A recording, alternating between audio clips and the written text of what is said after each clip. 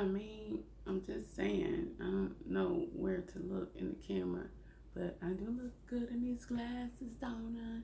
Yeah, dude. Yeah, dude.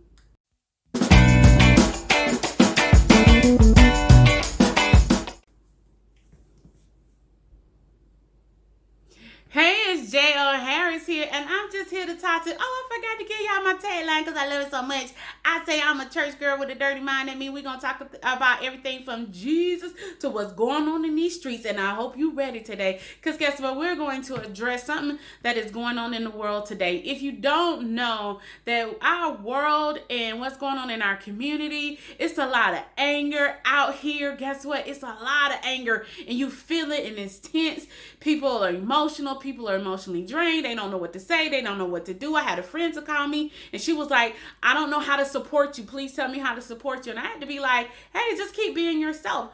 Just keep being you. You have called, you have texted me, and I appreciate that. That's what I need. And she was like, some of my other friends are not receptive. And I was like, girl, it's okay. Give them their minute and let them have their minute. So anyway, this is what I want to talk about today. We're going to be talking about anger and how to handle your anger. And so I woke up this morning. There's a scripture. I used to mentor a bunch of little girls, and now they are grown women having babies, and they're off to college, and they doing their thing, and they got voices, and I'm so excited. I was a part of a mentoring group to be able to do it. It was called well, my friend, she started a new one. It's called Beautiful Legacy. But back then it was called Girl Smiles. But Girl Smiles has transformed into Beautiful Legacy, which is a beautiful thing.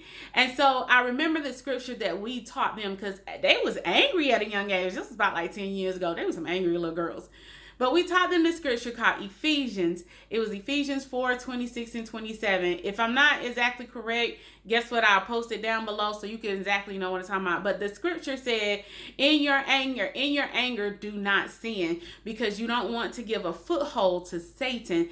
And so what that is, and I was like, this morning it popped in my mind, it came to me, and I was like, oh, wow, that is so powerful. Because all day yesterday, when I was hanging out with my mom, I was praying, Lord, don't let the hate that is in this world infiltrate into my heart. Because I represent joy and freedom. Guess what? I fully believe that the joy of the Lord is my strength. I really believe that laughter is good for the soul, and it's like medicine to the soul. And when you allow all this stuff that's going on, and some of this, it's righteous anger. It's righteous anger going on, but if you allow it to infiltrate your heart too long, guess what? It can turn to bitter. It can turn to stress.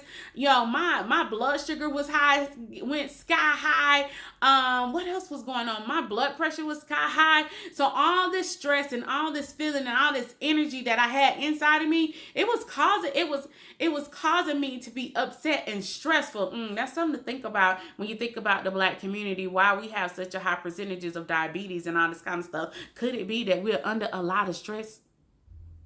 Something to think about. But anyway, so as I began to think about this particular passage, what I realized is it's not wrong for you to be angry. You can be angry, but the question is, what are you going to do with your anger? Because guess what? Anger is just energy, and you got to do something with this energy. So when you feel yourself bottle up and all this anger, what are you going to do? Are you going to be destructive, or are you going to do something that's productive? So I'm not knocking any one of these people who are peaceful protesting. I don't condone the rioters and all this stuff, but it's like I kind of understand their anger because it's been going on for so long. We went from 2016 from 2016 to 2017 to 2018 to 2019, and now in 2020, oh my God, with hashtags of Black men and Black women dying out here in this world. Oh my God, under the hand of people who's supposed to protect us. Yes, we have every right to be upset with the police brutality, but see, that only at this right here from 2016 to 2020, that's only a small portion of the things that we have experienced, or the things our parents have experienced, or the things that our grandparents experienced.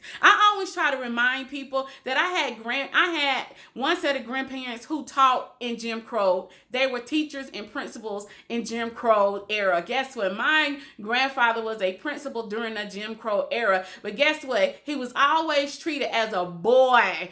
by somebody who was uneducated than he was, but he was a principal, but he was always treated as less than somebody else who had a different skin tone than him. So that's where some of the anger comes from. I also had a grandfather who was an entrepreneur who owned a store, you know that, and who had to tell us, and grandparents who had to tell us how to operate in ourselves. Because guess what? My grandmother, she grew up, had to leave school because her father was a sharecropper to go pick cotton. So this is our life experiences. These are the stories that we heard. And so when there's stuff like this going on, it's like, why are we treated second class? Why are we treated less than? Guess what? Because you take our money, you take our taxes. Guess what? And guess what?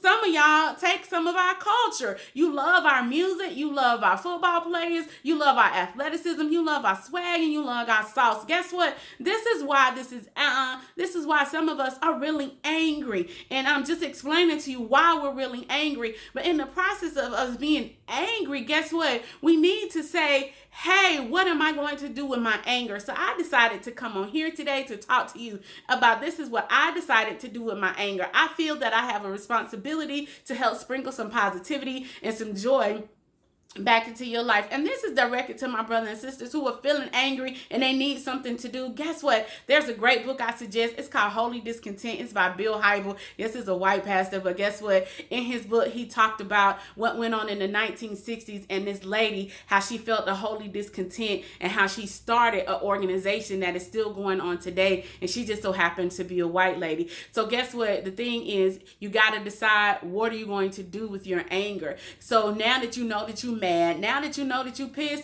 what do we need to do? How can we add some more positivity? How can we add some more joy to the, and you can choose what you want to do. One of the things that you got to remember, guess what? You got to take a step. Sometimes you got to take a step back from social media. You got to take a step back and regroup who you are and be like, you know what? I'm angry, I'm mad, but if I keep looking at this, it's going to raise my blood pressure and it's going to raise me to a level that I don't need to be, and I won't be any good to anybody. And that's not what we want to do. So I say take a break from social media if you need it. The other thing is, if you don't know how to do it and it still works, I don't care what nobody say, prayer still works. Guess what? If you can't get it through to Jesus, call somebody who can.